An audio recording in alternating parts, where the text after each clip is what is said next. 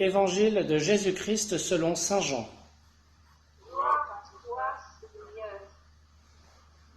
En ce temps-là, il y avait quelqu'un de malade, Lazare de Béthanie, le village de Marie et de Marthe sa sœur.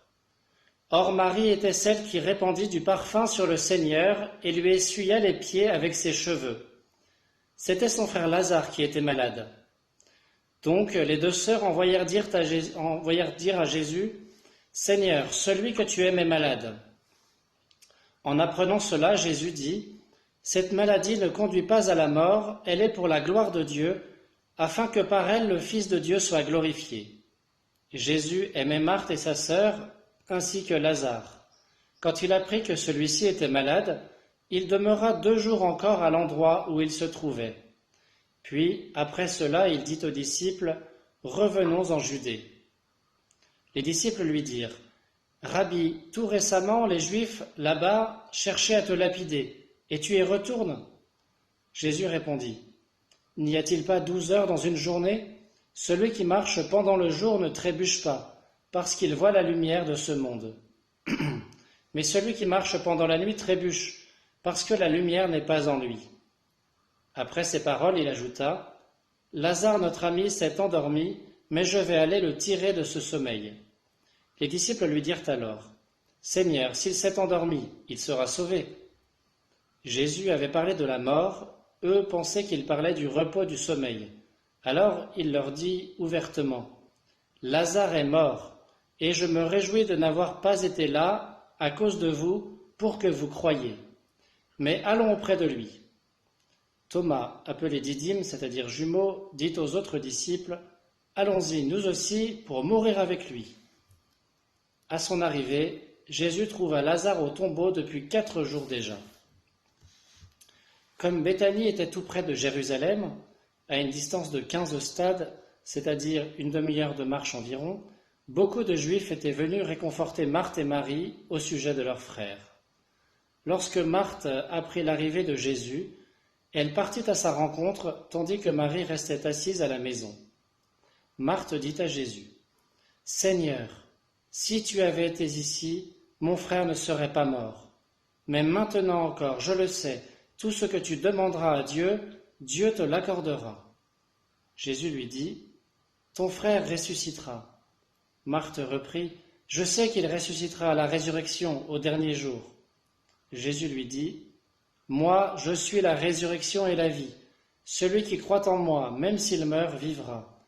Quiconque vit et croit en moi ne mourra jamais. Crois-tu cela ?» Elle répondit, « Oui, Seigneur, je le crois. Tu es le Christ, le Fils de Dieu, tu es celui qui vient dans le monde. » Ayant dit cela, elle partit appeler sa sœur Marie et lui dit tout bas, « Le Maître est là, il t'appelle. » Marie, dès qu'elle l'entendit, se leva rapidement et alla rejoindre Jésus. Il n'était pas encore entré dans le village, mais il se trouvait toujours à l'endroit où Marthe l'avait rencontré. Les Juifs qui étaient à la maison avec Marie et la réconfortaient, la voyant se lever et sortir si vite, la suivirent. Ils pensaient qu'elle allait au tombeau pour y pleurer. Marie arriva à l'endroit où se trouvait Jésus. Dès qu'elle le vit, elle se jeta à ses pieds et lui dit, « Seigneur, si tu avais été ici, mon frère ne serait pas mort. » Quand il vit qu'elle pleurait et que les Juifs venus avec elle pleuraient aussi, Jésus, en son esprit, fut saisi d'émotion. Il fut bouleversé et il demanda, « Où l'avez-vous déposé ?» Ils lui répondirent, « Seigneur, viens et vois. » Alors Jésus se mit à pleurer. Les Juifs disaient, « Voyez comme il l'aimait. » Mais certains d'entre eux dirent, « Lui qui a ouvert les yeux de l'aveugle, ne pouvait-il pas empêcher Lazare de mourir ?» Jésus, repris par l'émotion, arriva au tombeau. C'était une grotte fermée par une pierre.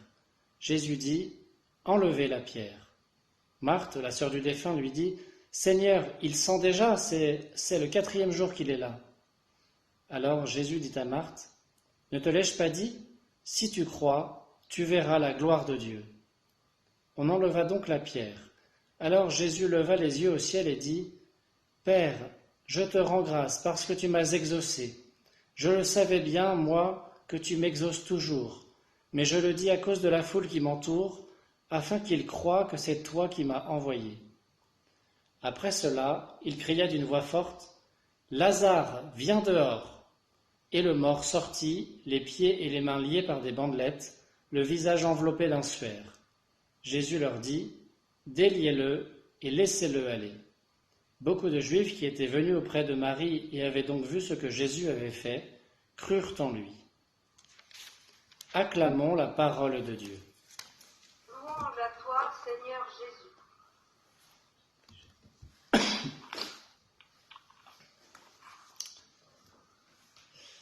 Alors, chers frères et sœurs, le 5e dimanche de Carême de l'année A, nous lisons ce grand signe de la résurrection de Lazare. Tout au long de la semaine, nous avons eu des extraits de l'évangile de Jean, un peu épars, à droite, à gauche. En tout cas, plusieurs des dimanches de Carême, surtout quand on a des catéchumènes, nous lisons des grands récits de l'évangile de Jean. Cet évangile, il est constitué de 2 grandes parties, les chapitres 1 à 12. Les chapitres 1 à 12, c'est l'accomplissement de différents signes par Jésus. Ça commence avec les noces de Cana, le premier signe que Jésus pose, et ça se termine avec celui de la résurrection de Lazare et puis l'entrée à Jérusalem. Et puis ensuite, il y a les chapitres 13 à 21. Chapitre 13, vous savez, c'est le lavement des pieds, et après, c'est un très long discours de Jésus, les chapitres 13 à 17, où il explique tout le sens de sa vie, c'est son testament en fait, juste avant de mourir. Et puis au chapitre 18, il va à Gethsémani, il est arrêté, c'est la passion, puis il y a la résurrection. Vous voyez, donc là on est à la fin de la première partie de l'évangile, c'est le dernier des grands signes qui annonce tout ce qui va se passer après, à savoir donc la passion et la résurrection. Et évidemment, ce signe de la résurrection de Lazare, eh bien, ça annonce la résurrection, la vraie résurrection, celle du Christ. Parce que le pauvre Lazare, lui, c'est pas une vraie résurrection, il va devoir remourir. Hein. C'est quelqu'un qui a finalement pas eu tant de chance que ça, peut-être, passé 2 fois par la mort. Alors, je voudrais reprendre le texte dans l'ordre et souligner quelques points. D'abord, l'histoire commence au début du chapitre avec les 2 sœurs de Lazare, Marthe et Marie, qui font prévenir Jésus que leur frère Lazare est malade. C'est beau de voir Marthe, Marie et Lazare, les 3 frères et sœurs, sont des grands amis de Jésus. C'est une famille chez qui il aime bien venir se reposer. Il n'a pas le même rapport avec eux qu'avec ses disciples ou avec d'autres. Eux, ce sont de vrais amis chez qui il peut se reposer, il est bien. Il n'a pas besoin de faire des discours et des miracles, habituellement. Et ce qui est étonnant, c'est que Jésus aime profondément son ami Lazare, mais visiblement, il le laisse mourir. Il sait bien que Lazare va mourir, et pourtant il ne se presse pas volontairement. L'évangéliste le fait bien comprendre. Et cela me fait penser à la première lecture. Dans la première lecture, c'était tiré du prophète Ézéchiel, c'est un très court passage qui suit un passage très connu, vous savez, le passage des ossements desséchés que Ézéchiel en vision voit se recouvrir de chair et reprendre vie, et puis ensuite l'Esprit du Seigneur descend sur eux et ils redeviennent vivants. Et ça se conclut avec ce qu'on a entendu en première lecture, cette promesse de Dieu: vous saurez que je suis le Seigneur quand j'ouvrirai vos tombeaux et vous en ferai remonter, ô mon peuple. Je mettrai en vous mon esprit et vous vivrez. Donc c'est une prophétie d'Ézéchiel qui annonce que Dieu va nous donner son propre Esprit Saint pour nous donner une vie nouvelle, la vie en plénitude, pour nous faire sortir de nos tombeaux. Alors il parle, ça parlait d'ossements humains desséchés dans le désert. Hein. Eh bien, nous, quand nous sommes coupés de la grâce, quand nous sommes coupés de Dieu, nous sommes un peu dans la même situation, en train de sécher dans le désert, vous voyez, au fond de nos tombeaux. Eh bien, Dieu annonçait qu'il ferait cela, il nous ferait sortir de nos tombeaux et nous donnerait son esprit. Eh bien, c'est ce que Jésus veut faire. Hein, sa grande mission, c'est de nous sauver, c'est-à-dire de nous faire sortir du tombeau du mal et du péché et de nous rendre la vie éternelle. Et là, il veut montrer un signe de cela, il veut accomplir cette première lecture, ce passage d'Ézéchiel, et c'est ce qu'il dit à ses disciples. Lazare est mort, ce qu'ils n'avaient pas compris. Lazare est mort, les gars. Hein. Et je me réjouis de n'avoir pas été là à cause de vous, pour que vous croyiez. Voilà ce qu'il dit à ses disciples. Et Thomas, qui n'a pas très bien compris, mais qui est très courageux, répond « Allons-y, nous aussi, pour mourir avec lui ». On peut au moins essayer d'avoir l'attitude de Thomas qui est très belle. Vous voyez, Thomas qu'on dit toujours je crois que ce que je vois, en fait, c'est quelqu'un qui est très courageux. Hein. Donc l'objectif de Jésus, c'est de provoquer notre foi, de nous montrer qu'il est le Seigneur des vivants. Et voilà ce qu'il va venir accomplir à Béthanie, aujourd'hui. Alors, il va à Béthanie avec ses disciples et il arrive près du village. Et Marthe apprend qu'il est là et donc elle court vers lui.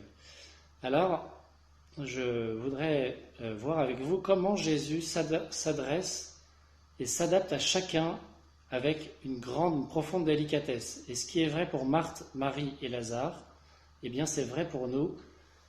Jésus s'adresse à nous de manière très personnelle et délicate. Premièrement, il parle à Marthe. Alors, parce que Marthe vient le voir. Alors, Marthe, comme dit Monseigneur Barbarin, c'est Saint-Pierre en fille. Marthe, c'est la maîtresse de maison, elle est responsable, elle prend les devants, elle s'occupe de tout le monde. Vous voyez, elle reviendra ensuite prévenir sa sœur et lui dire le maître est là, il t'appelle. Enfin, Marthe, c'est celle qui a les pieds sur terre, qui gère toute la maison. Et elle reste toujours debout, vous voyez. Elle arrive devant Jésus, elle reste debout face à Jésus. C'est une femme très rationnelle. Et donc avec elle, eh bien, Jésus entre dans une discussion d'ordre intellectuel. Jésus s'adresse à sa tête, à sa raison. Marthe a confiance dans la vie, elle a confiance en Dieu, en Jésus, elle croit, et sa demande, elle est formulée comme une confession. Seigneur, si tu avais été ici, mon frère ne serait pas mort, mais maintenant encore, je le sais, tout ce que tu demanderas à Dieu, Dieu te l'accordera. C'est magnifique, hein ? Si seulement on pouvait avoir la foi de Marthe. Elle aurait pu dire, je sais que tu peux ressusciter mon frère maintenant. Elle dit, bon, je sais qu'il ressuscitera à la résurrection au dernier jour. Elle aurait pu peut-être aller faire un pas de plus, mais sa foi est une magnifique, c'est un magnifique acte de foi qu'elle fait. Un des plus beaux d'ailleurs de tout le Nouveau Testament, hein, un des plus ajustés. Et c'est peut-être, je me dis que c'est peut-être sur la foi de Marthe que Jésus va pouvoir s'appuyer pour réanimer Lazare. Vous savez que Jésus, pour faire des miracles, et bien souvent, il a besoin de notre foi. Et là, la foi de Marthe, elle est grande, elle est suffisante pour faire ce miracle. Marthe confesse d'abord son espérance juive. Son frère ressuscitera à la résurrection au dernier jour. Et puis Jésus l'a fait aller plus loin en lui disant « Moi, je suis la résurrection et la vie ». Et Marthe dit « Oui, Seigneur, je le crois ». Magnifique. Donc elle passe de l'espérance juive dans la résurrection finale à la foi en Jésus qui est lui-même la résurrection et la vie. Et puis elle rentre à la maison et elle envoie sa sœur auprès de Jésus. Alors Marie, c'est très différent. Marie, elle est toujours assise ou à genoux, vous voyez. Elle était restée assise à la maison. Là, elle se lève elle court vers Jésus, mais elle se jette à ses pieds. Elle se jette aux pieds de Jésus. C'est une autre manière, une autre forme de foi et de respect du Christ. Et elle dit exactement la même phrase que sa sœur. « Seigneur, si tu avais été ici, mon frère ne serait pas mort. » Et alors là, étonnamment, Jésus ne répond pas du tout la même chose. Hein. Ça aurait été logique qu'il dise la même chose qu'à Marthe. Pas du tout. Il s'adapte à elle. Et face à elle, en fait, Jésus, il craque. Il est bouleversé. Il ne peut pas avoir une discussion rationnelle. Et tout de suite, il est ramené au niveau du cœur et non plus de la tête. Et il pleure. Il est saisi d'émotion face à Marie. Peut-être que Marie, par ce reproche, eh bien, le force à agir, vous voyez.